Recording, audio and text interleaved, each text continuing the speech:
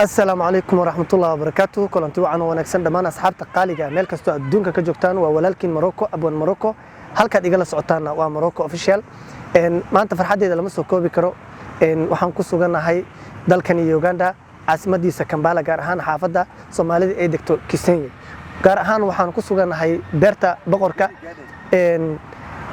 waxa idin muuqdo Soomaali fara badan oo ku labisan calanka Soomaaliya hadii aan idin wareejiyo dhanka kamerada waxa idin muuqdo Soomaali badan oo ku labisan calanka Soomaaliya walow wadanka uu ka jiro وكجرا بندو حتى dadka aysan raaci karin gawaarida basaska sida taxi private taxi حتى aysan raaci karin mootada aysan raaci karin saas ay tahayna Soomaalinimada ku weyn meel kasta ay ka joogan intii ka soo gaarto way ka soo gaareen waana kana qof walba wuxuu ku xirdan yahay calanka wadankeena Soomaaliya aad baan ugu faraxsanahay muuqaalkan quruxda badan leh waxaan rabaa inaan mid u wareysto asxaabta halkan aan ku wada kulanay oo wiilal iyo gabdho isugu jira إن شاء الله.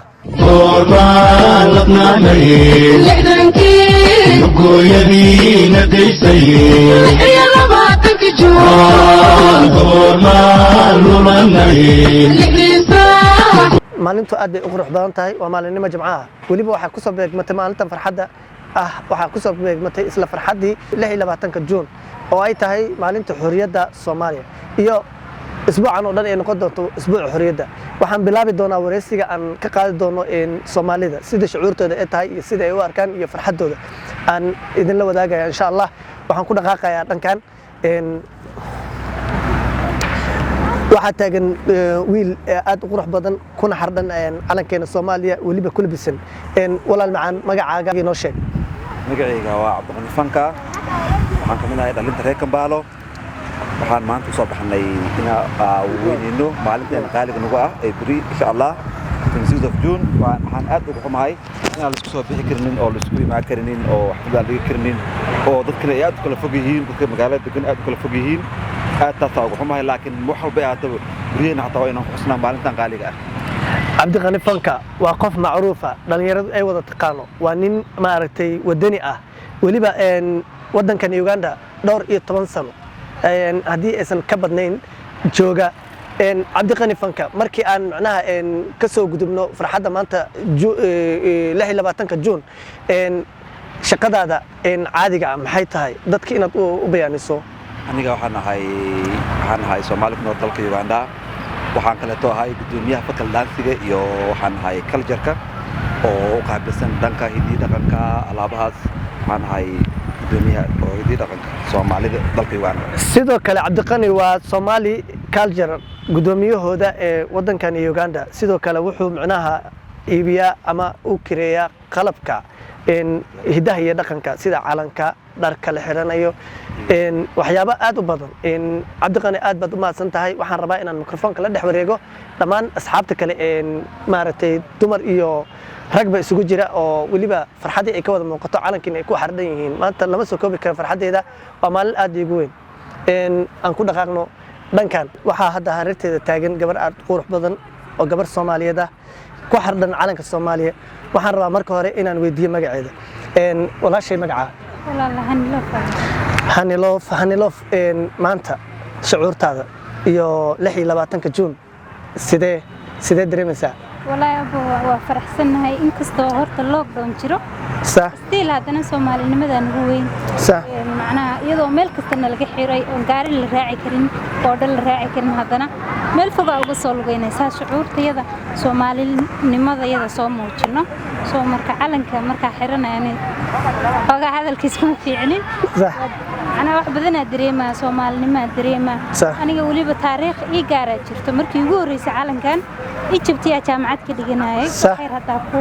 كو شرحه سو مركي ugu horeysay ani jigjigaan ka imaaday soo jigjigana xoogaa lagama ogolaan jirin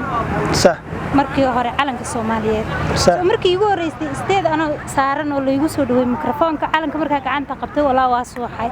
soo wadanimada iyo shucuurta maalintii kale iigu xigtayna inta ku xidhay ma sha Allah soo marka Soomaaliha noolaato aad aad bay u mahadsantahay Hani kulli tabaqasadeeda waad aragtaan waa gabar Soomaalinimada ay ku weyn tahay sida xaqiiqda ahna wadanka lockdown ka jiro gaari lama raaci karo boodho lama raaci karo saasay tahayna meel fog ay uga imaatay si ay u muujiso macnaha shucuurteeda Soomaalinimo Soomaali qalbiga way ka nooshahay stiil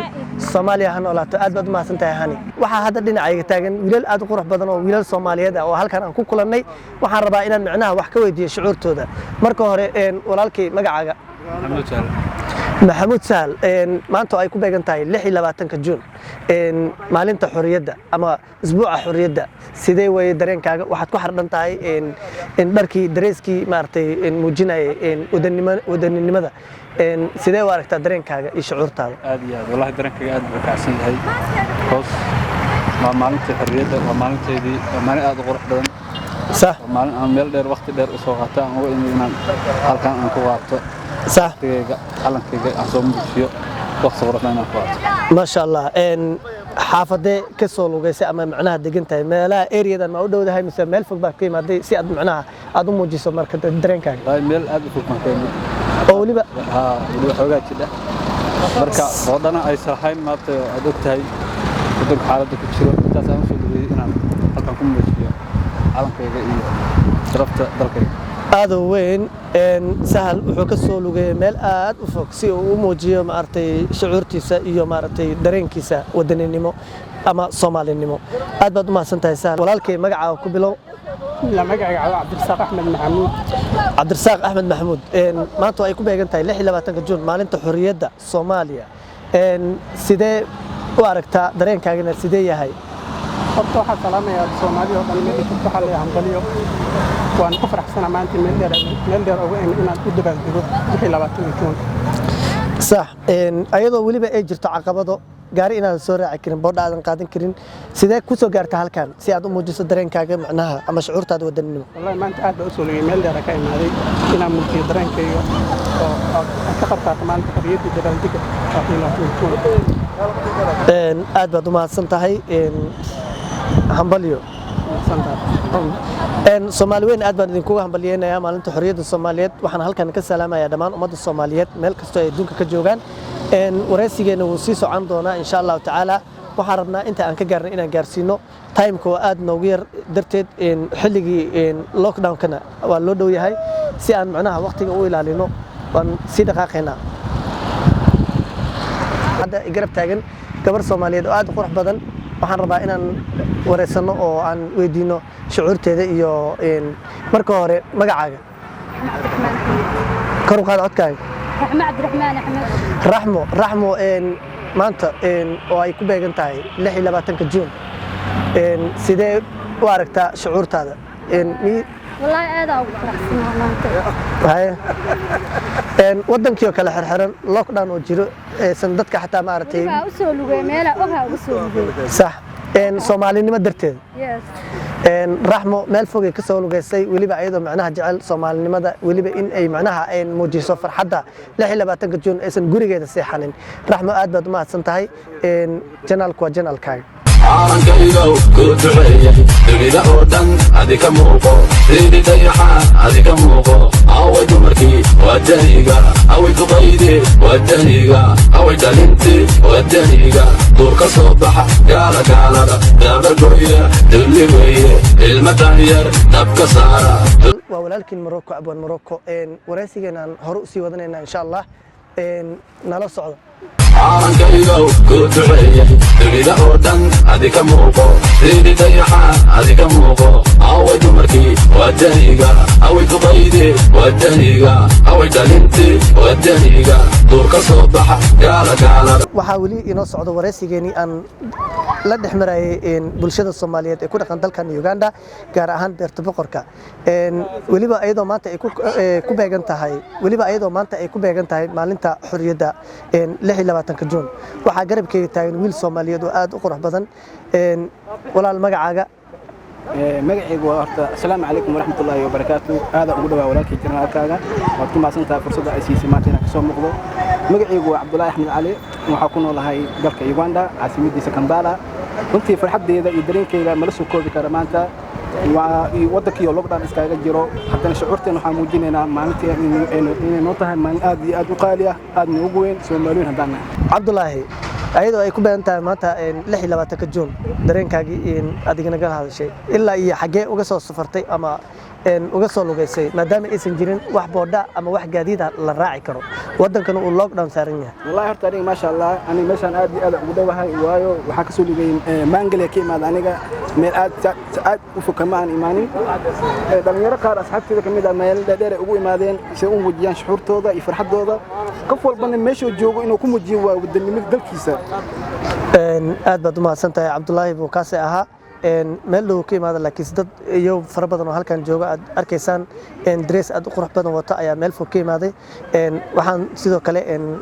soo dhaweynayaa walaalkay kale waxaa garabkayga taagan wiil aad u qurux badan kuna labisan dresska Soomaaliya blue and white soo marka hore magacaaga walaalkay magacaygu waa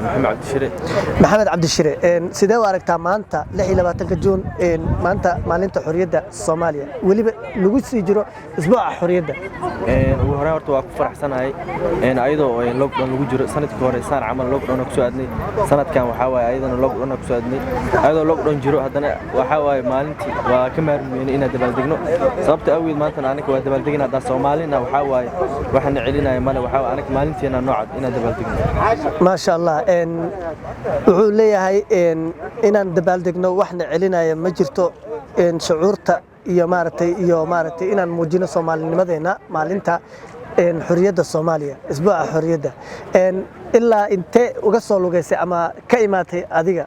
ani waxa uu soo dhigay adiga 2 saacadood waxa uu soo socday inta ilaa waxa waaye xaafadeeda sababtoo ay ani halka maalin aan leeyahay halkii maalin waxa waa ina qaato waa jeclaan ma sha Allah 2 hours oo soo lugeynaya hadartana 2 saacadood ku laabanaya aad baad u mahadsan tahay